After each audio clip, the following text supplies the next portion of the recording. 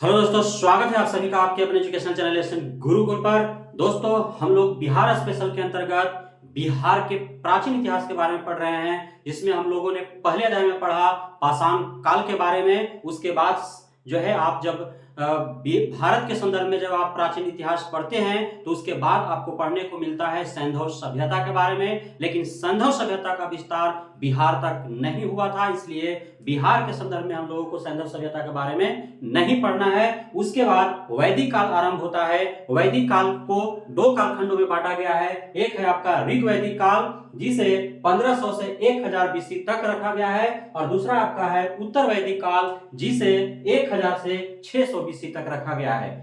जहां तक वैदिक काल की बात है तो वैदिक काल तक जो है आपका ऋग वैदिक काल तक जो है ऋग वैदिक काल तक जो है आर्यों का आगमन बिहार तक नहीं हो पाया था। यह जो आपका वैदिक काल पढ़ना है मुख्य रूप से यह आर्यों पर आधारित है। आर्यों से इसका वैदिक काल का काफी लगाव है। उन्हीं के बारे में हमको जो है वैदिक काल के अंतर्गत जो है आपको आर्यों के बारे में ही पढ़ना है। तो आर्य जो है मुख्य रूप से जो बताया गया है आपको इतिहासकारों के द्वारा, वे आर्य जो थे वे भारत में कहां से आए या भारत के क्षेत्रों में कहां से आए, तो वे मध्य एशिया से आए थे। किधर से आए थे? मध्य एशिया से वो भारत आए थे, है ना। जब मध्य एशिया से भारत आते हैं वो, तो वे कहां आकर के ठहर जाते हैं? वे रुक जाते हैं आपका सिंधु नदी, सिंधु जो आपका नदी है, सिंधु नदी घाटी प्रणाली जो है, जो आपका सैंधव आपका जो सप्त सैंधव जो प्रदेश है, सप्त सैंधव मतलब सिंधु नदी का जो प्रणाली है, सिंधु नदी प्रणाली, उसके अंतर्गत जो है 7 नदियां जो है वहां पे देखने को मिलता है। सिंधु नदी के साथ आप कौन कौन सा नदी है इसे आप देख लीजिए। यहीं पे अपना जो पंजाब या जो राज्य है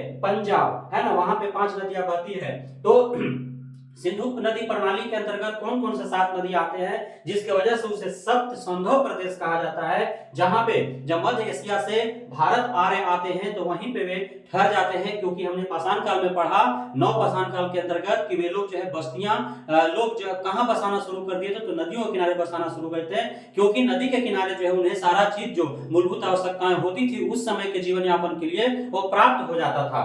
तो वे लोग आए सिंधु नदी प्रणाली के तट पर ही वे लोग जो है रहना शुरू कर दिए। वहां पे उस समय जब आए थे उन लोग, तो जंगल हुआ करता था, हरा भरा क्षेत्र था, काफी हरियाली रहती थी, काफी उन लोगों को जो है वहां जीवन यापन करने में जो है उन लोगों को सुगमता होता था, इसलिए वहीं आकर के रुके। उन लोग जो है आगे नहीं बढ़े।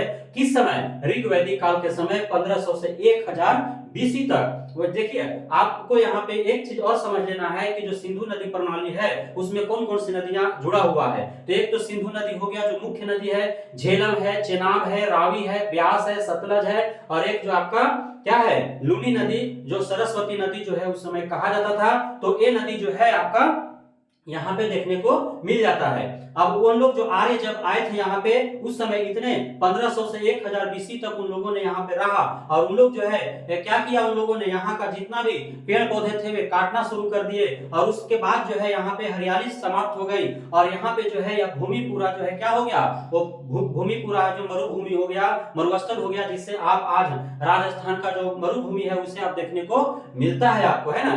तो इस प्रकार जो है अब क्या होता है कि यहाँ पे जब उनको जीवन यापन करने में जब मुश्किलें आने लगती है, तब उनका जो है वहां से आगे की ओर बढ़ना प्रारंभ होता है, और वे लोग जो है यहाँ की जो टीम है 1000 बीसी के बाद जो है इन लोग क्या करना शुरू कर दिए, तो इन लोग जो है यहाँ से बढ़ना शुरू कर दिए। यहाँ से जब बढ़े तो इनका 2 अलग अलग भागों में इन लोगों ने बढ़ा। एक जो है यहाँ से दक्षिण की ओर चले गए, और एक जो है यहाँ से पूर्व आपका उत्तर पूर्व की ओर चले गए, और यही जो टीम है आपका कहां पहुंचा, तो यही टीम जो है आपका बिहार पहुंचता है ना। और बिहार इन लोग जो है आकर के कहां रहते हैं, तो बिहार है, यूपी है ना। तो यूपी में आपको गंगा जमुना के बारे में आपको पता है कि गंगा जमुना का दोआब है, तो वहां पे गंगा जमुना दोआब में इन लोग रहना प्रारंभ कर देते हैं, है ना। वहां पे जो है पेड़ पौधे काफी हरियाली होता है, वहां पे भी आते हैं। तब तक जब उत्तर वैदिक काल आ जाता है 1000 बीसी के बाद जो है उन लोग, जब उत्तर वैदिक काल में प्रारंभ होता है, उत्तर वैदिक काल का जो काल है वो प्रारंभ होता है, उस समय तक जो आर्य थे उन लोग जो है लोहा के बारे में उन लोग जो है लोहा से उन लोग परिचित हो गए थे,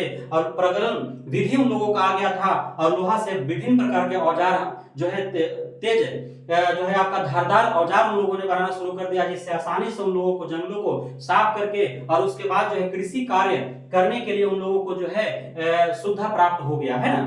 तो उन लोग आए तो गंगा जमुना दोआब में उन लोगों ने रहना शुरू किया और उन लोगों को लोहे के बारे में जानकारी हो गया था, प्रगलन विधि उन लोगों को समझ में आ गया था। वे लोग लोहे को गला करके अलग अलग जो है आकार के औजार बनाना शुरू कर दिए, जिससे उन लोग जो है धारदार औजार से, तेज हथियार से उन लोग जंगलों को साफ करके और वहां पे कृषि कार्य आरंभ कर दिए, है ना। कृषि कार्य होने लगा। कृषि कार्य के बाद जो है थोड़ा बहुत जो भी समय बचता था उनके पास, उसके बाद जो है उन लोग कुछ शिल्प, कुछ कला, कुछ जो भी उनका जो हाथ से वो कर सकते थे, है ना, शिल्प कला के बारे में आपको पता है, तो उस तरह से उन लोग अलग अलग कार्यों में फिर जो है अपना जो है हाथ बटाना शुरू कर दिए। उन लोगों ने अलग अलग कार्यों के प्रति उनका रुझान शुरू हो गया, है ना। उसके बाद क्या हुआ, तो व्यापार वाणिज्य शुरू हुआ। क्या हुआ, व्यापार वाणिज्य शुरू हो गया, क्योंकि अब कृषि कार्य करना आरंभ कर दिए थे, बड़े पैमाने पर कृषि कार्य होने लगा था। तो अब उनका जो अनाज था वो उनको जो है आवश्यकता से अधिक होने लगा था, उसको अब क्या करें, तो उसके लिए जो है बाजार की आवश्यकता होती थी और दूसरे लोगों तक पहुंचाने की आवश्यकता होती थी। कुछ जो है वो शिल्प और कला में अपना जो है हाथ अपना जो है उसमें अपना जो कृषि, कोई कुछ लोग जो कृषि कार्य करते थे, कुछ लोग जो है वो अपना शिल्प या कला के क्षेत्र में जो है अपना काम करते थे। तो उनके पास जो भी उनके हाथों से बनाया हुआ जो भी वस्तु होता था वो जिनको आवश्यकता होती थी, तो इस प्रकार जो है वो क्या होने लगा, वस्तु विनिमय प्रणाली का जो है उस समय जो है वस्तु विनिमय प्रणाली का उद्गम हुआ, है ना। उस समय जो है प्रचलन में आया आपका वस्तु विनिमय प्रणाली। जो जिसके पास अनाज होता था और उनको किसी वस्तु की आवश्यकता होती थी, जो शिल्पकार थे उनसे उनको अनाज दे करके उनसे जो है वो जरूरत की सामान जो है ले लेते थे, है ना। जिसमें आपका कुम्हार जो होता है वो बर्तन मिट्टी वगैरह का बनाता था, है ना। तो उसी से जो है अलग अलग प्रकार के लकड़ी से कुछ बनाने लगे, कुछ मिट्टी से बनाने लगे, है ना, कुछ पत्थरों से बनाने लगे। तो इस प्रकार जो है अलग अलग शिल्पकार जो है उस समय आए और उन लोग जो है अलग अलग तरह का मानव की आवश्यकता की चीज जो है उन लोग बनाना शुरू कर दिया। उसने अपने लोहा के बारे में जो है उन लोग को पता चल गया था, तो लोहा को गला करके विभिन्न तरह के जो है उन लोगों को वस्तु जो उपयोग की सामान थी, वस्तु थी, उन लोग बनाना शुरू कर दिए, है ना। तो इस प्रकार जो है वहां पे अब अनाज जो है पर्याप्त मात्रा में उपलब्ध हो गए और लोग जो है शिल्पकार जो थे उन लोग जो है अलग अलग वस्तु बनाना शुरू कर दिए।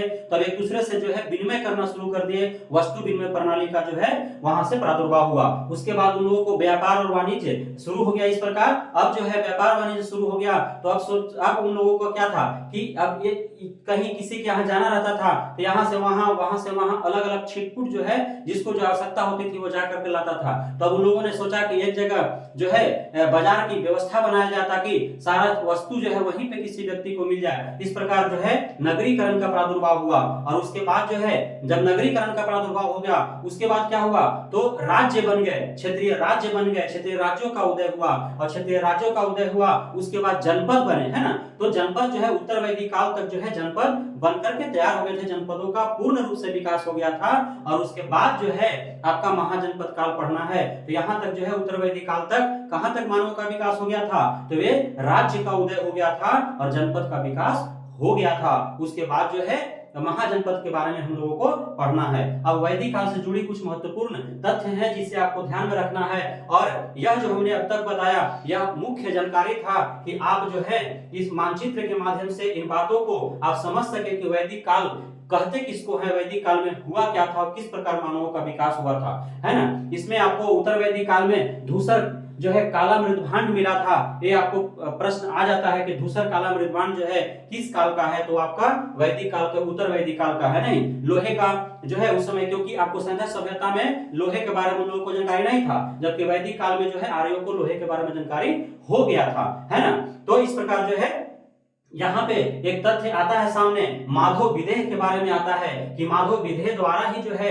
आर्य संस्कृति भारत में लाया गया था। तो इसको आपको ध्यान में रखना है, इससे आपको जो है प्रश्न आ जाते हैं। तो कहां से जानकारी मिलता है कि माधव विदेह द्वारा जो है वो भारत में आर्यों को लाया गया, आर्य संस्कृति जो है भारत में लाया गया, भारत की ओर लाया गया, तो वह आपका कहां से मिलता है, तो वह शतपथ ब्राह्मण से मिलता है उसका जानकारी। और बिहार का प्रथम वर्णन जो है, बिहार के बारे में प्रथम वर्णन यदि किसी वैदिक जो है वैदिक ग्रंथ में मिलता है तो वह है आपका शतपथ ब्राह्मण में मिलता है। किसमें मिलता है, शतपथ ब्राह्मण में मिलता है। और ऋग्वेद में बिहार को क्या कहा गया है, तो ऋग्वेद में बिहार को कीकट कहा गया है। क्या, ऋग्वेद में बिहार के लिए कीकट शब्द का प्रयोग हुआ है और बिहार में रहने वाले लोगों के लिए औराक्य शब्द का प्रयोग हुआ है ना।